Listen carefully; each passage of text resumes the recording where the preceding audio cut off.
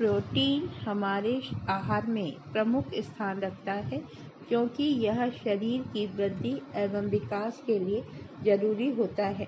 शरीर में विभिन्न क्रियाकलापों के दौरान विभिन्न कोशिकाओं एवं तंतुओं की निरंतर टूट-फूट होती रहती है, जिसकी मरम्मत प्रोटीन ही करता है। रक्त, मांसपेशियों, यकृत, अस्थि के तंतु, त्वचा, बाल आदि का निर्माण प्रोटीन के द्वारा ही होता है। प्रत्येक कोशिका प्रोटीन की बनी होती है, इसीलिए हम ये मानते हैं कि जीवित रहने के लिए प्रोटीन अनिवार्य होता है। प्रोटीन शरीर में उपस्थित सभी तत्वों में से महत्वपूर्ण होता है। यदि हम देखें तो पता चलता है कि जल के पश्चात प्रोटीन का स्थान आता है, अर्थात जल की मात्रा पहले स्थान पर होती है तो प्रोटीन दूसरे नंबर पर आता है। शरीर की विभिन्न क्रियाकलापों के संपादन के लिए कार्बोज और वसा आवश्यक है, क्योंकि इनसे हमें ऊर्जा मिलती है। परंतु यदि रचना की दृष्टि से देखें तो क्रियाशील ऊतकों के निर्माण में मुख्य घटक नहीं होते। मांसपेशी तंतुओं में मुख्य भाग प्रोटीन का ही होता है और कुछ मात्रा में कार्बोज तथा बहुत ही कम मात्रा में वसा उपस्थित होती है। सभी जीवित प्राणियों की कोशिकाएं प्रोटीन की बनी होती हैं। अधिकांश enzyme, hormone, antigen, antibodies protein की ही बनी होती हैं। शरीर के सूक्ष्म वजन का आधा भाग प्रोटीन का होता है। कुल शारीरिक वजन का 1/3 भाग मांसपेशियों में, 1/5 भाग अस्थियों में, 1/10 भाग त्वचा में तथा शेष भाग अन्य ऊतक, लसिका, रक्त, श्लेष्मिक झिल्ली, प्रमस्तिष्क, मेरुद्रव का बना होता है।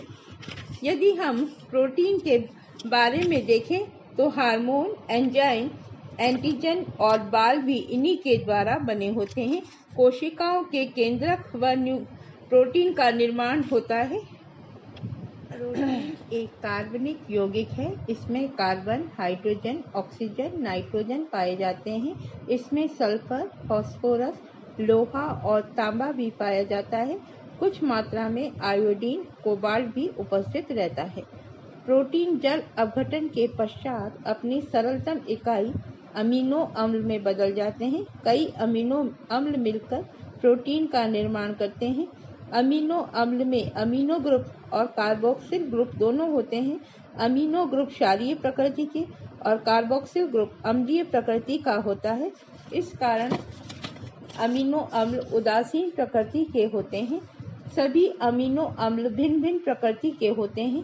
प्रोटीन के गुण अमीनो अम्ल की संख्या और उनके जुड़ने की प्रवृत्ति पर निर्भर करते हैं। शरीर में कुल 22 अमीनो अम्ल होते हैं। 10 अमीनो अम्ल आवश्यक होते हैं जो शरीर की वृद्धि विकास के लिए महत्वपूर्ण होते हैं।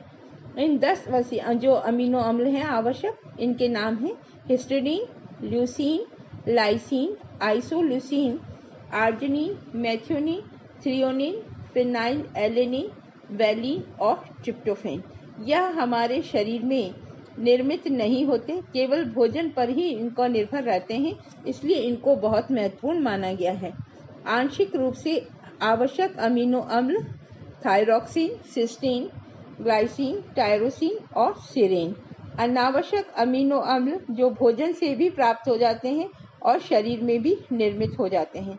इसके तहत alanine, proline, hydroxyproline, aspartic acid, glutamic acid, hydroxy glutamic अम्ल और नॉन-ल्यूसीन आते हैं।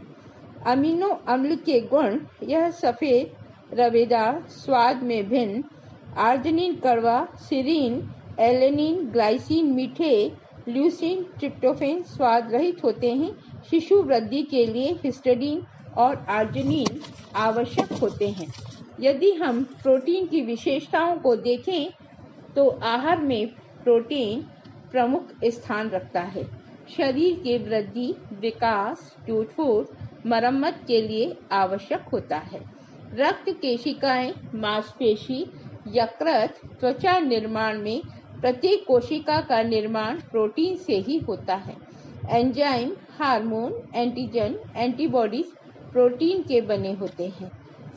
इसलिए प्रोटीन हमारे भोजन में महत्वपूर्ण स्थान रखता है।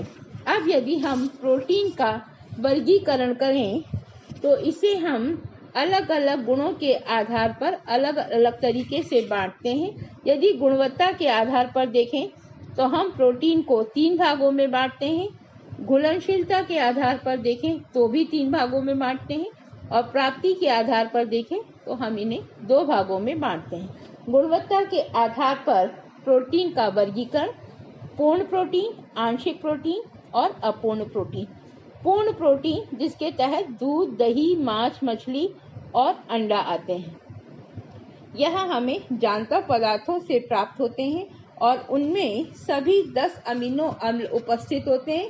इसलिए जहाँ तक अंडे का प्रोटीन होता है उसे हम रेफरेंस प्रोटीन भी कहते हैं या आदर्श प्रोटीन भी कहते हैं। उसके आधार पर हम अन्य प्रोटीन से इनकी तुलना करते हैं। इसलिए गुणवत्ता के आधार पर इन्हें विशेष महत्व दिया गया है। दूसरा, यदि हम देखें, यह जो प्रोटीन है, पूर्ण प्रोटीन को यदि हम देखें, यह वृद्धि, विकास सभी में आवश्यक होते हैं, निर्माण कार्य भी करते हैं और इसलिए इनका भोजन में बहुत महत्व होता है। वनस्पति जगत में जहाँ तक सवाल है, उत्तम प्रकार के प्रोटीन की जो प्राप्ति होती है वह सूखे मेवे, सोयाबीन और इसके अलावा जो छोटी मोटी दालें हैं इनको भी हम उत्तम प्रोटीन के तहत ले सकते हैं। लेकिन वैसे यह अंडा, मांस, मछली, यकृत, दूध इनमें ज़्यादा पाया जाता है। मध्यम या आंशिक प्रोटीन, इसमें कुछ ही आवश्यक अमीनो अम्ल उपस्थित होते हैं। इसमें एक या एक से अधिक अमीनो अम्ल की कमी रहती है। ये प्रोटीन जीवन को तो बनाए रखते हैं परंतु शारीरिक वृद्धि और विकास की दृष्टि से उपयोगी नहीं होते। हालांकि हमारे शारीरिक भार तो सामान्य बना रहता है, कुछ हद तक ये प्रोटीन शरीर के क्षतिग्रस्त ऊतक, कोशिकाओं एवं तंतुओं की टूट फूट की मरम्मत भी करते हैं। ये प्रोटीन नए तंतु एवं कोशिकाओं का निर्माण नहीं करते हैं। वनस्पति जगत में जो प्रोटीन है वो ज़्यादातर मध्यम श्रेणी के ही प्रोटीन होते हैं, जैसे दाल का, अनाज का, सोयाबीन का।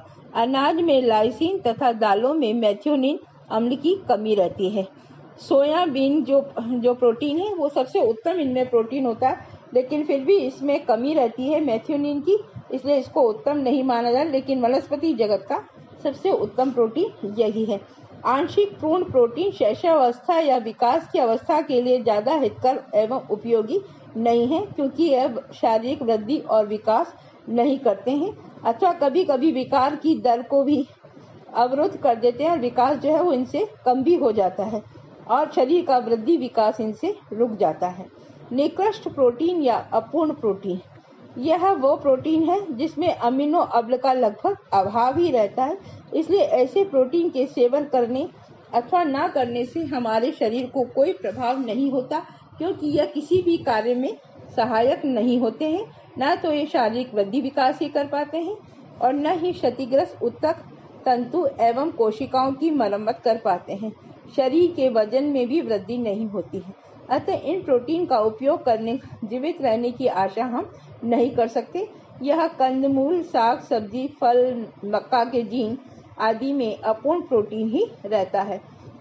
यदि अपूर्ण प्रोटीन का उपयोग आंशिक या पूर्ण प्रोटीन के साथ किया जाए तो यह उपयोगी हो जाते हैं, जैसे दाल, दही बड़े, रोटी, दूध।